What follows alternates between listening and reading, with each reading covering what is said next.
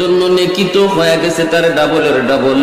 এজন্যই হযরত আবু বকর সিদ্দিক রাদিয়াল্লাহু তাআলা আনহু হযরত ওমর ফারুক রাদিয়াল্লাহু তাআলা আনহুকে বলতেছেন, ভাই ওমর, আমি আবু বকরের মন বলে তুমি ওমরের জীবনের নেকি আমার চেয়ে অনেক বেশি।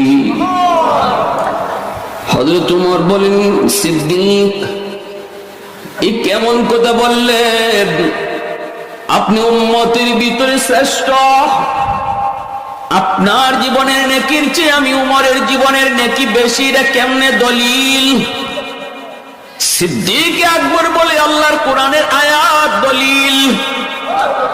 কোন আয়াত? কই ইল্লা মান তাবা ওয়া আমানা ওয়া আমিলা আমালান সালিহা ফাউলাইকা ইউবাদদিলুল্লাহু সাইয়্যাতিহিম হাসানাত। আল্লাহ বলেন তওবার কারণে আল্লাহ পাক গুনাহ